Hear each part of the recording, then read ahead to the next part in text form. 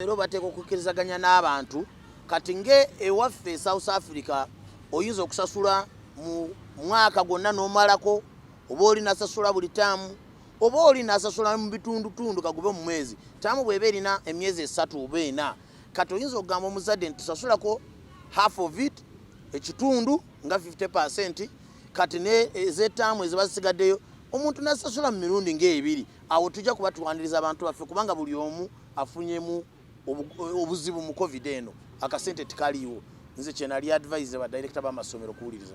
Thank you for hosting me this afternoon to talk about the reopening of schools based on the experience in South Africa. We've had the Rosdek group.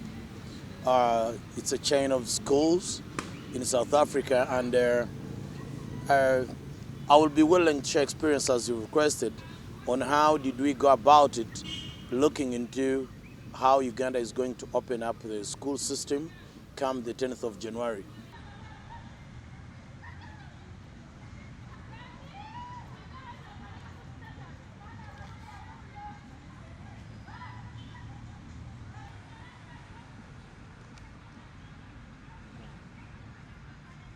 Masomero gaddemu amasomero gateeka okulaba nti gafuna emitendere egyetaagisibwa ku masomero n'abazadde balina okukola ogwabwe.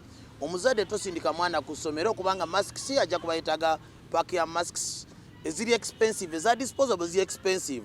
Kati kye baakola ewaffe e South Africa bagamba nti abaana mubafunire masks ezongoyi ozoozaamu omwana n'abeera nazo nga 3-4 gyambala lwaleero noyambala endala eri bw'ojooza ng'era ebeekala ogwo mulindo one way.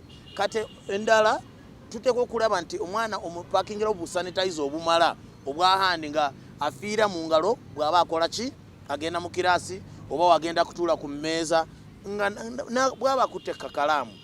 Ekirala tujja kulaba nti amasomero bagalongoosa baga disinfectinga ng'abantu batandika kukola ki abayizi tebanaddamu. Kati nga bwe disinfecting essomero classes toilets biki kulaba nti essomero liki hygiene je ekintu ekikulu ekiriwo mwekyo nkukakasa nti ne covid cases zijja kuba ntono naye nga kyembalabula nti sijja kugamba nti oba vaccinated abasomesa bati bali vaccinated cases za covid zo zijja kubaawo ng'abayizi bazze okubanga batambula bava mu kyalo family zaabwe abamu badde balina abamu badde tebanabekebeza zijja kubamu naye tizitutiisa nti tugalewo amasomero.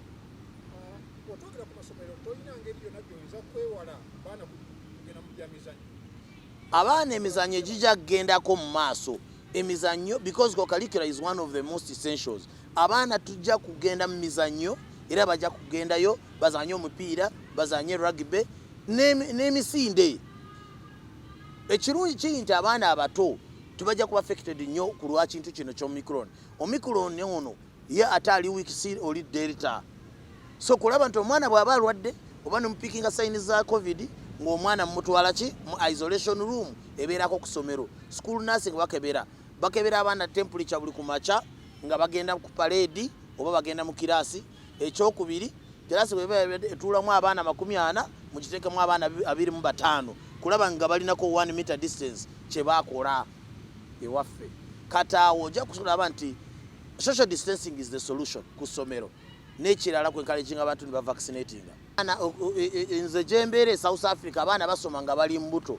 Nze idea eri nti bw'oba osobola okugamba omukyala nti asobola okukola omulimu ali mu office n'omuwa 1 month maternity nga tanazaala lwaki tokkiriza ono omwana n'agenda ku ssomero n'aba ng'asoma kutuuka wazaalira.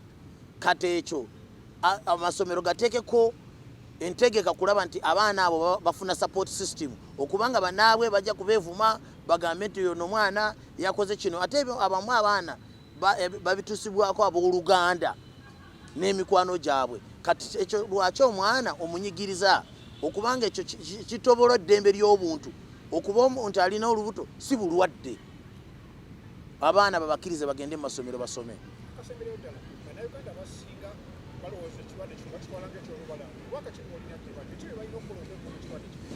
Ekirwadde weekiri bannange abantu nze kyembaanirizamu bagende bagemeddwe babageme vaccination okugemesa kye kigenda okumalako obulwadde buno.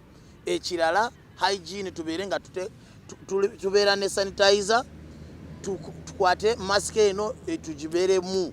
Ebyo ebintu bijja kulaba nti obulwadde bugwawo. Mask, sanitizer ne hygiene bye bintu, naye ng'ekisingira ddala okugemeka, babageme vaccination kye kisingira ddala.